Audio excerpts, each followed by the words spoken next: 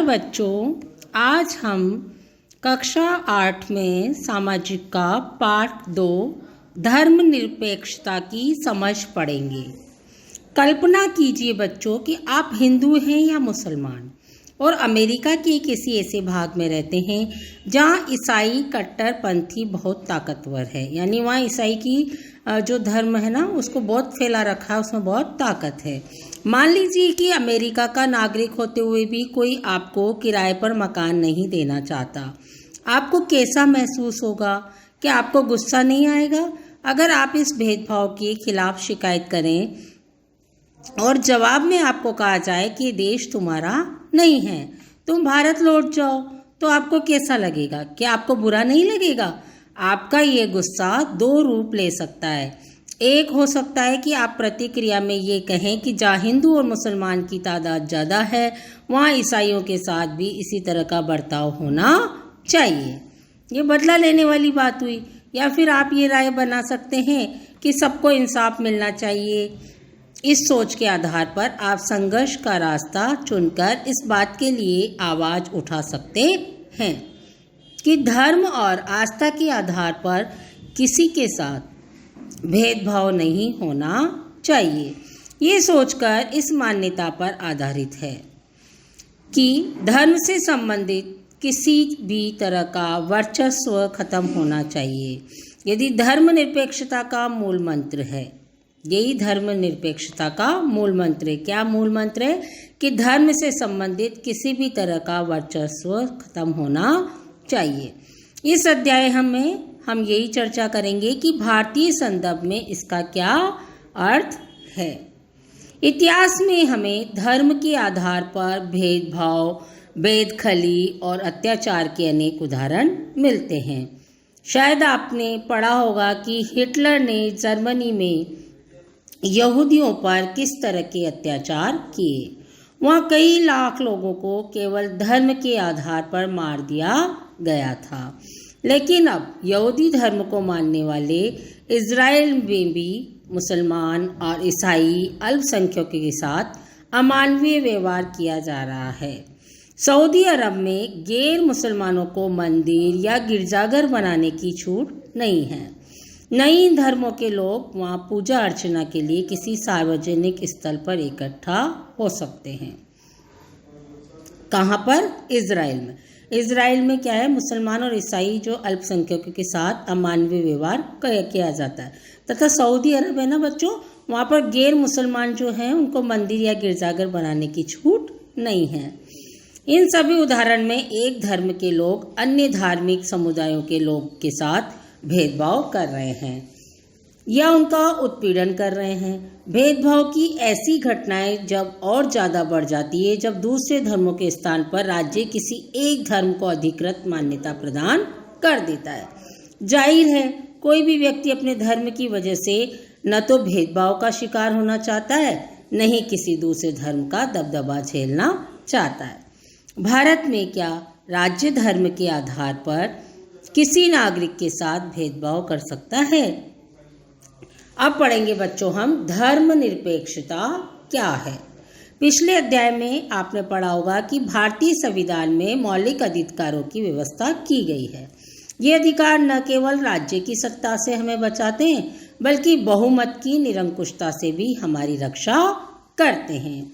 भारतीय संविधान सभी को अपने धार्मिक विश्वासों और तौर तरीकों को अपनाने की पूरी छूट देता है। सबके लिए समान धार्मिक स्वतंत्रता के इस विचार को ध्यान में रखते हुए भारतीय राज्य ने धर्म और राज्य की शक्ति को एक दूसरे से अलग रखने की रणनीति अपनाई है। धर्म को राज्य से अलग रखने की इसी अवधारणा को धर्मनिरपेक्षता कहते हैं। धर्म को राज्य से अलग रखा जाए तो इसी अवधारणा को धर्मनिरपेक्षता कहते हैं। धर्म को राज्य से अलग रखना महत्वपूर्ण क्यों है? जैसा कि पीछे चर्चा की गई है कि धर्मनिरपेक्षता का सबसे महत्वपूर्ण पहलू है धर्म को राज सत्ता से अलग करना। राज सत्ता होती है ना, उसको धर्म को उससे अलग कर दिया जाए। एक लोकतांत्रिक देश में ये बहुत जरूरी है। दुनिया के तकरीबन सारे देशों में एक से ज़्यादा धर्मों के लोग एक साथ रहते हैं। जाहिर है हर देश में किसी एक धर्म के लोगों की संख्या ज़्यादा होगी। अब अगर बहुमत वाले धर्म के लोग राज्य सत्ता में पहुंच जाते हैं तो उनका समूह दूसरे धर्मों के खिलाफ भेदभाव करने, उन्हें परेशान करने के लिए इस सत्ता और राज्य के आर्थिक संसाधनों का इस्तेमाल कर सकता है। बहुमत की इस निरंकुशता के चलते धार्मिक अल्पसंख्यकों के साथ भेदभाव हो सकता है, उनके साथ जोर जबरदस्ती हो सकती है, यहाँ तक कि कई बार उनकी हत्या भी कर दी जाती है। बहुमत चाहे तो अल्पसंख्यकों को उनके धर्म के अनुसार जीने से रोक सकता है। धर्म के आधार पर किसी भी तरह का भेदभाव उन अधिकारों का उल्लंघन है जो एक लोकतांत्रिक समाज किसी भी धर्म को मानने वाले अपने प्रत्येक नागरिक को प्रदान करता है। लिहाजा बहुमत की निरंकुशता और उसके कारण मौलिक अधिकारों का हनन ये वह अहम कारण है जिसके चलते लोकतांत्रिक समाजों में राज्य और धर्म को अलग अलग रखना इतना महत्वपूर्ण माना जाता है। लोकतांत्रिक समाजों में धर्म को राज्य से अलग रखने का एक महत्वपूर्ण कारण यह है कि हमें लोगों के धार्मिक चुनाव के अधिकार की रक्षा करनी है। इसका अर्थ यह है कि देश में किसी भी व्यक्ति को एक धर्म से निकलने और दूसरे धर्म को अपनाने या धार्मिक उपदेशों की अलग ढंग से व्याख्या करने की स्वतंत्रता होती है। यानी देश में कैसी स्वतंत्रता है कि वो चाहे तो धर्म परिवर्तन भी कर सकता है। आइए इस बात को अच्छी तरह से समझने के लिए छुआछूत की प्रथा पर विचार करें। संभव है कि आपको हिंदुओं के बीच प्रचलित यह प्रथा अच्छी तरह न लगती हो। इसका मतलब ये है कि आप इसे बदलने की कोशिश भी करेंगे, लेकिन अगर राज्य की सत्ता ऐसे हिंदुओं के हाथ में है जो छुआछूत को सही मानते हैं तो क्या आप आसानी से इस प्रथा को बदल पाएंगे? अगर आप प्रभुत्वशाली धार्मिक समुदाय के सदस्य हैं तो भी आपको अपने समुदाय के ही दूसरे लोगों की ओर भारी विरोध का सामना करना पड़ सकता है। राज्य सत्ता पर नियंत्रण रखने वाले ऐसे सदस्य कहेंगे कि हिंदुत्व की केवल एक ही व्याख्या होती है और उसकी कोई और व्याख्या करने का तुम्हें कोई अधिकार नहीं है। भारतीय धर्मनिरपेक्षता क्या है? भारतीय संविधान में कहा गया है कि भारतीय राज्य धर्मनिरपेक्ष रहेगा। हमारे संविधान के अनुसार केवल धर्मनिरपेक्ष राज्य ही अपने उद्देश्यों को साकार करते हुए निम्नलिखित बातों पर ख्याल रख सकता है। नंबर 1, कोई एक धार्मिक समुदाय किसी दूसरे धार्मिक समुदाय को न दबाए। कुछ लोग अपने ही धर्म के अन्य सदस्यों को न दबाएं। राज्य न तो किसी खास धर्म को थोपेगा, न ही लोगों की धार्मिक स्वतंत्रता छीनेगा। इस तरह के दबदबे को रोकने के लिए भारतीय राज्य कई तरह से काम करता है। पहला तरीका यह है कि वह खुद को धर्म से दूर रखता है।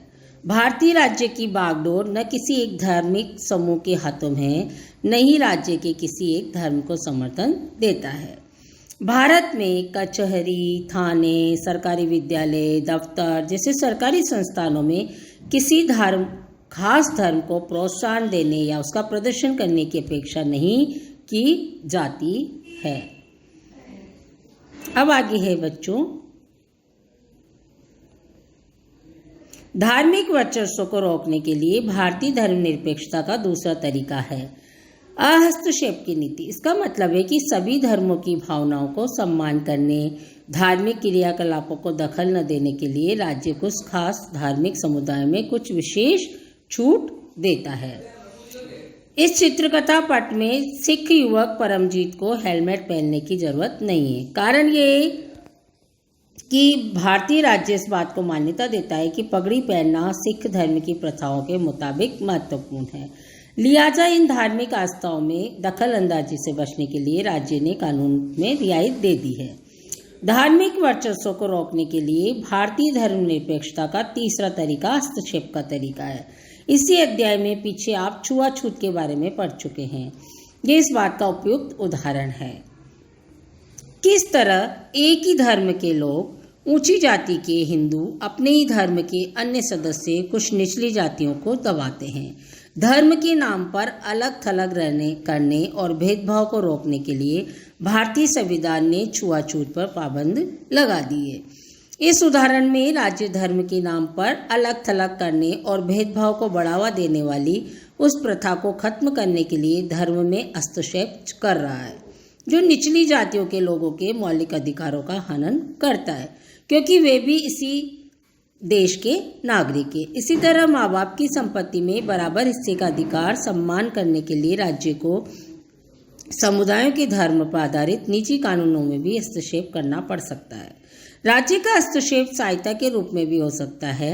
भारतीय संविधान धार्मिक समुदायों को अपने स्कूल और कॉलेज खोलने का अधिकार देता है।